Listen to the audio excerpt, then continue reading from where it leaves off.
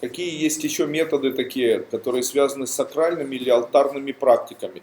В случае, если вы не можете быстро стать богатым человеком, или если вам необходимо замужество, допустим, то сделайте для себя эзотерический алтарь. Этот эзотерический алтарь может быть элементом вашего богатства. То есть положите просто на тазик, который будет красивенький, обыкновенные листочки какие-нибудь от живых растений и скажите, что это символистическая энергия моего богатства. И после этого или красивую там статуэтку поставьте, будь что она может обозначать, я не знаю. Можете поставить небольшой или положить небольшой слиточек золота, или можете положить небольшой слиточек золота 100 грамм, да? Или можете положить условно, ну, какой-нибудь элемент, который вас может радовать. Шарик какой-нибудь, я не знаю, там бусики какие-то. Или там, может быть, картинку сами нарисуйте. Главное, чтобы это вдохновляло. Кроме портретов близких, понятно, они там не должны быть. Почему? Портреты близких это то, что было сделано раньше. А если это было раньше, то тогда это уже не сейчас. А если раньше, то это умерло. Таким образом, в случае, если вы поклоняетесь портретам близких, которые живы, то вы привлекаете в их жизнь состояние болезни. Понятно? Не нужно радоваться живым людям, не рассматривайте фотографии, они не нужны. Радуйтесь живым, радуйтесь тому, что дети растут, радуйтесь тому, что дети стали взрослые, радуйтесь тому, что вы там повзрослели, вот чему нужно радоваться, а не фотографиям. О, как молоды мы были, как истину любили. А что, сейчас так плохо, зачем тогда тосковать о прошлом, если такое прекрасное может быть настоящее, правильно? Лучше, чем вчера, 100%. Таким образом, в случае, если человек умудряется наставить вокруг фотографии, то эти фотографии могут очень покалечить судьбу человека.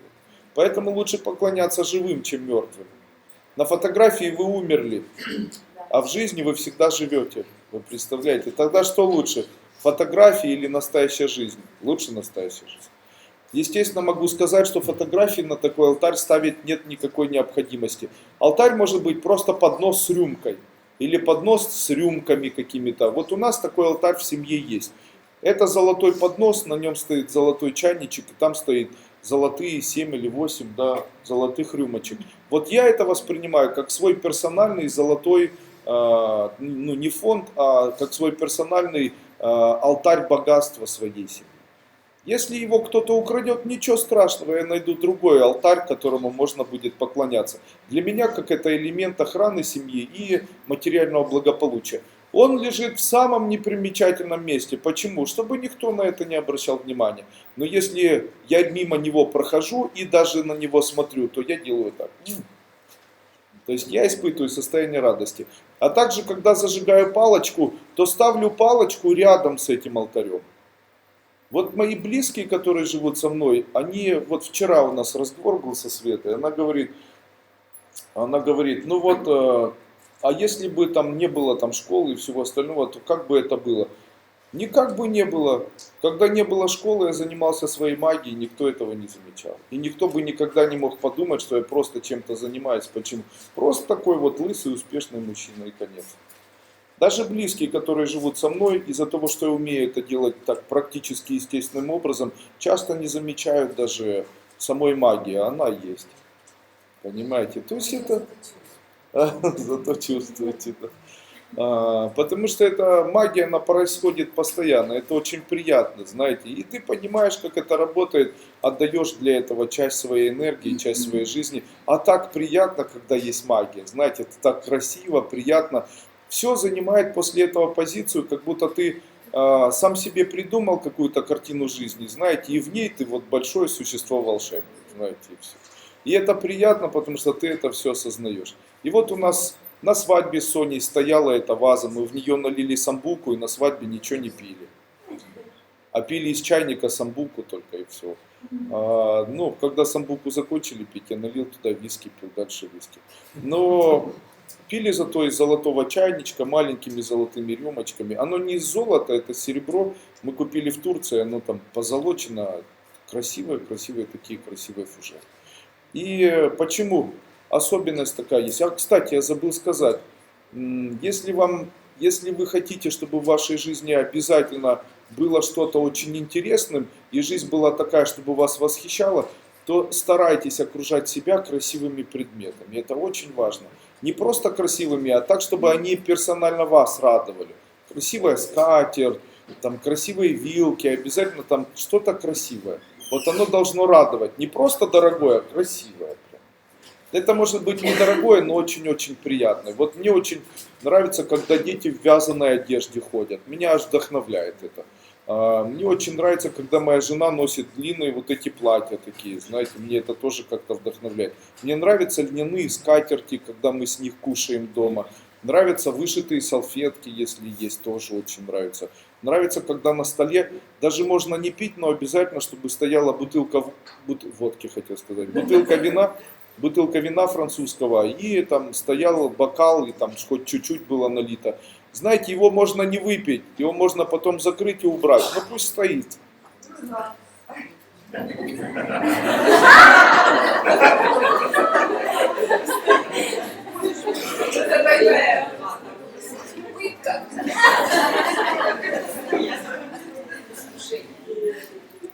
Нужно жить так, что нужно обычно жаловаться своим близким и жаловаться так. Как твоя жизнь? Нужно говорить, я живу очень плохо. Пью только старое вино, заедаю только старым сыром и езжу только на машине без крыши.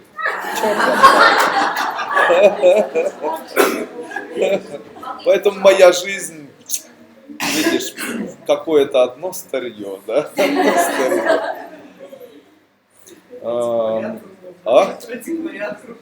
Да, да. Обязательно в своей жизни старайтесь не обложить себя, а привлечь в свою жизнь или сделать так, чтобы у вас было много таких мелочей, которые бы радовали вас.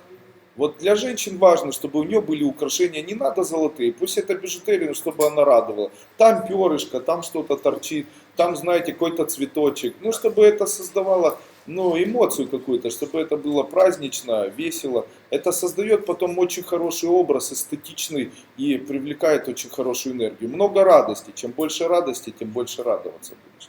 Конечно, когда домой зашел, там пыль лень убирать, знаете, там тряпка на батарее сушится, которой посуду моют, да, с вонью такой нереально. Там на зеркале прыщи выдавливала, там вытереться было не что, об зеркало вытерла. Или там собрание козявок, как под стулом, которые потом могут быть единственным наследством детям, знаете. Полная коллекция козявок, собранная за 7 лет жизни. Продаю. Естественно, если этот эстетизм присутствует, это хорошо. Закончим все-таки тему про алтарь. Поставьте такой алтарь, пусть он где-то стоит на окошке, пусть это стоит где-то там, может быть, в спальне. На этот алтарь вы можете, если вы не замужем, посадить Кена и Барби. Сказать, Барби это я, а Кена мы ожидаем. И после этого каждое утро встали, ручки сложили, вот так вот поклонились перед этим Барби и Кеном. Почему? Это алтарь в дальнейшем вашей совместной жизни. Нет, с алтаря семейные фотографии убираются. Вы же, получается, все, что алтарь делает, отправляете туда, в прошлое. Оно в будущем не будет создаваться. Алтарь, он предназначен для работы с будущим. Он работает через призму скоро. То есть вы создаете надежду, что скоро будет хорошо. Почему? Невозможно влиять на вчерашний день. Вернее, возможно, но это ничего не даст. Можно влиять на сегодняшний день и иметь надежду, что завтра будет хорошо. Повлиять на завтра невозможно и возможно только через надежду, никакими действиями. В бубен стучите, кричите, все что угодно делайте до момента, пока не скажете, скоро у меня это будет. Вот скоро будет, это надежда и вера, что это скоро произойдет. Чем крепче вера, чем больше эмоций в состоянии вашей веры, тем быстрее это скоро случится. Понимаете? Вот почему? Потому что доказать вчерашнее можно, доказать сегодняшнее можно, доказать завтрашнее невозможно. Если доказать невозможно, то его не существует. А если его не существует, то значит оно еще не создано. Потому что когда оно создастся, мы его потрогаем, и оно будет существовать.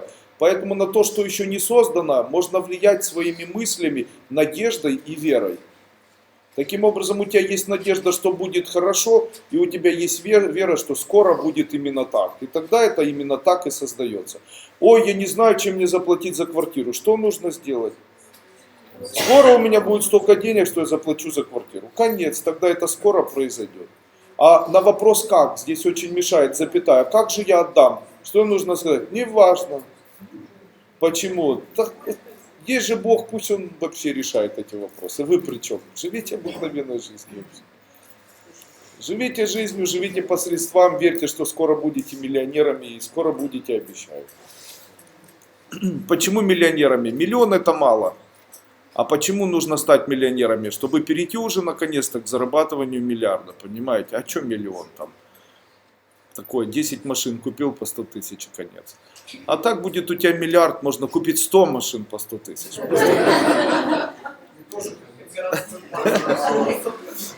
Кстати, одна из особенностей нашей жизни заключается вот в чем. Удовлетворение есть элементом смерти. Понятно? Удовлетворение есть элементом смерти. Живите так, чтобы никогда не быть удовлетворенным, особенно в своем бизнесе. Почему? Всегда хотите немножко больше. Не надо хотеть и говорить, меня полностью устраивает мой бизнес, он меня кормит и все. Не делайте так. Бизнес это игра, в ней нужно хотеть всегда чуть-чуть больше еще. Даже если то, что вы имеете, уже вас удовлетворяет. Почему? Как только будете удовлетворены, бизнес закончится. Почему? Не хватает потенциала. Потенциал в том, что вы хотите еще. Вы не задумывались, почему у таких богатых людей много денег, и они все время стараются зарабатывать еще больше? Потому что они нашли в себе силы желать еще чуть-чуть больше. Обыкновенный человек получил пенсию, он ничего не желает. Он находит возможности объяснить себе то, что у него нету чего-то, и в этом начинает зашиваться. Человек всегда должен хотеть чего-то больше. Всегда.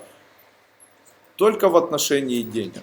Поняли? В отношении денег. Хотеть чего-то больше в отношении выбора супруга или супруги не стоит. Потому что это люди, мы все одинаковые. Если с человека снять кожу, извините за эти страсти, то мы будем все одинаковые внешне, совершенно. Мышцы, внутренности и так далее. А кожа, и на ней уже там какая-то мимика, особенность строения лица и так далее, она целиком устроена так, что это ментальные сети, которые повлияли на вас, и вам хочется верить в то, что это ваши идеи вот такого вот восприятия мира. То есть женщины, их подготавливали, одних женщин подготавливали к тому, что мужчины крупные и красивые. Других подготавливали, что мужчины умные и красивые. Третьи, что мужчины там достойные, там еще какие-то красивые. И после этого у каждой женщины свое вот такое вот мировоззрение какое-то, знаете, и оно мешает выбирать. Почему? Потому что если бы гипотетически убрать возможности, там вот только такой нравится, то тогда возможностей было бы больше.